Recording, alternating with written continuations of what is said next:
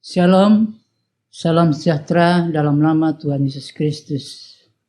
Tema firman Tuhan pada hari ini adalah perjumpaan pribadi dengan Tuhan setiap hari. Saudaraku yang kekasih dalam nama Tuhan Yesus Kristus, kita sebagai anak Tuhan harus menyadari bahwa membangun hubungan intim dengan Tuhan itu suatu hal yang penting, sangat penting, amat penting, dan maha penting.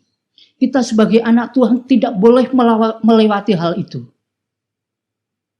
Kalau Tuhan telah memberikan waktu 24 jam untuk menjalankan hidup ini, mari kita koreksi, mari kita introspeksi.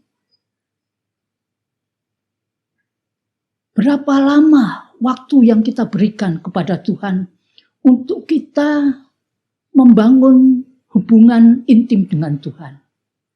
Berapa lama waktu yang kita butuhkan, waktu yang kita berikan kepada Tuhan untuk membangun mezbah dengan Tuhan? Berapa lama waktu yang kita berikan kepada Tuhan untuk kita memuji, menyembah, dan mengagungkan Dia? Banyak orang percaya, termasuk saya, kita sudah memberikan waktu. Dengan memberikan waktu 2 jam, pergi ke gereja, pergi beribadah setiap hari Minggu, kita merasa cukup, merasa puas. Sehingga 6 hari dalam 1 minggu, kita bebas menggunakan waktu itu dengan apa adanya. Kita berdoa hanya ketika kita mau makan. Berdoa kalau kita hanya mau tidur. Berdoa kalau kita hanya mau bekerja. Itu pun kalau kita ingat. Secara tidak sadar. Dan harus kita akui bahwa selama inilah yang kita lakukan sebagai orang percaya seperti itu. Jika kita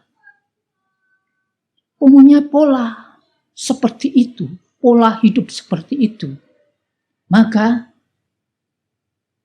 ketika kita berdoa pribadi dengan Tuhan, datang berdoa pribadi dengan Tuhan, baru 5 menit kita berdoa, terasa sangat lama. Sehingga sudah kita kehabisan kata-kata untuk berdoa. Kehabisan kata-kata untuk kita menyembah Tuhan. Kehabisan kata-kata untuk kita bersekutu dengan Tuhan. Mari kita koreksi dalam kehidupan kita saat ini. Kalau selama ini 8 jam kita pergunakan untuk beraktivitas.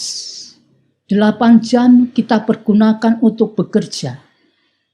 Kemudian 8 jam kita pergunakan untuk beristirahat, tidur. Berarti masih ada 8 jam ya, yang tersisa. Kita koreksi, 8 jam yang Tuhan berikan yang tersisa ini, apakah kita pergunakan untuk mendekatkan diri kepada Tuhan? Anehnya, celakanya, 8 jam yang tersisa ini kita pergunakan dengan hal-hal yang tidak untuk Tuhan. Tidak untuk kekekalan. Tapi berjam-jam kita pergunakan untuk dihabiskan untuk nonton TV. Berjam-jam kita habiskan untuk nonton bola di TV, nonton tinju, nonton sinetron. Kita juga habiskan waktu untuk menghabiskan waktu untuk talenta kita, hobi kita, Hobi kita apa? Mungkin hobi kita main bola, main bulu tangkis. Kita habis untuk seperti hal-hal itu. Yang menjadi pertanyaan sekarang, apakah gaya hidup seorang Kristen seperti ini? Apakah gaya pola hidup seorang Kristen seperti ini? Jika kita mengasihi, mencintai Tuhan dengan sungguh-sungguh, pasti kita akan punya kerinduan yang besar untuk berjumpa dengan Tuhan. Kita punya kerinduan yang besar untuk bersekutu dengan Tuhan. Kita punya kerinduan besar untuk membangun mezbah dengan Tuhan. Kita punya kerinduan besar untuk berjumpa dengan Tuhan setiap saat dan setiap waktu. Kalau kita tidak mempunyai kerinduan yang besar berjumpa dengan Tuhan, maka kita tidak akan mengerti apa maksud Tuhan dalam kehidupan kita. Kita tidak mengerti apa yang Tuhan mau dalam kehidupan kita.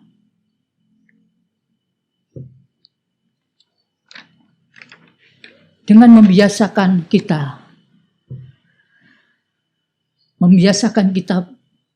berjumpa dengan Tuhan setiap saat dan setiap waktu. Membiasakan kita berjumpa dengan Tuhan setiap hari. Maka Tuhan akan menyertai kita.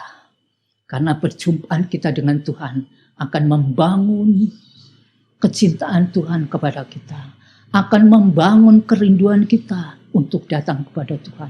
Akan membangun kerinduan kita untuk selalu setiap saat, setiap waktu, setiap hari berjumpa dan berjumpa dengan Tuhan.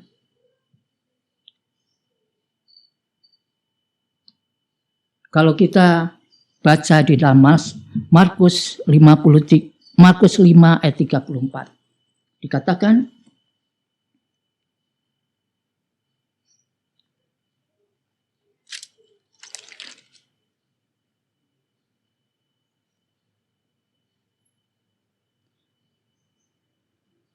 Markus 5 ayat 34 dikatakan, maka katanya kepada perempuan itu, hai anakku, imanmu telah menyelamatkan engkau.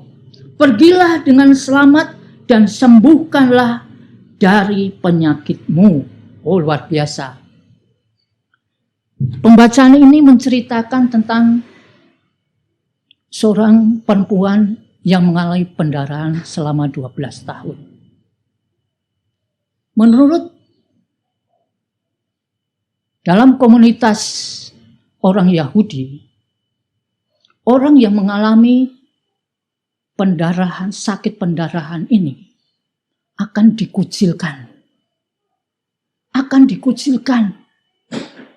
Dia akan dibuang dari masyarakat.